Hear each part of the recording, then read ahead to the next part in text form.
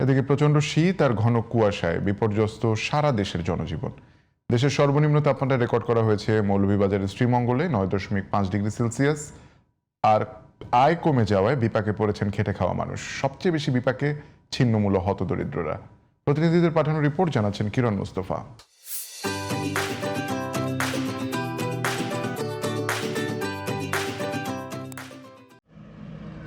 সপ্তাহ জুড়ে সারা দেশে অব্যাহত রয়েছে তীব্র শীত। কোথাও কোথাও বইছে মৃদু শৈত্যপ্রবাহ। হিমেল হাওয়া ও ঘন কুয়াশায় স্থবির হয়ে পড়েছে পঞ্চগড়ের জনজীবন। বেশি বিপাকে পড়েছেন খেটে খাওয়া মানুষ।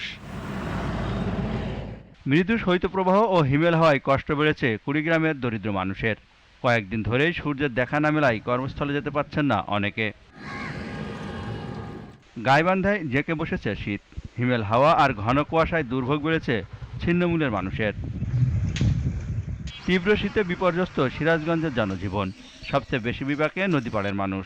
জেলায় তাপমাত্রা রেকর্ড করা হয়েছে 9.6 ডিগ্রি সেলসিয়াস। লোকজন বেরোচ্ছে না, কাজকামের অভাব, কয়দিন ধরে খুবই অবস্থা খারাপ। আমরা শীতে কষ্ট করতেছি, শীত চলে গেলে কি আমারে কম্বল দিবেন চৈত মাসে?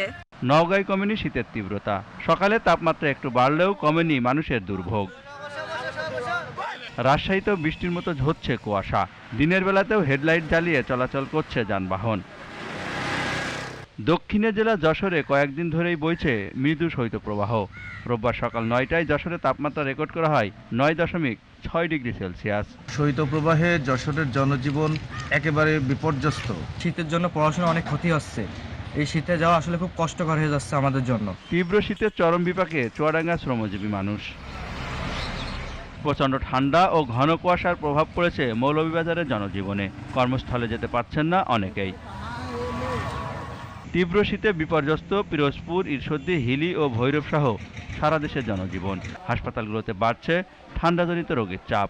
সবচেয়ে বেশি আক্রান্ত হচ্ছে শিশু ও বৃদ্ধরা। কিরণ মুস্তফা, জিটিভি নিউজ।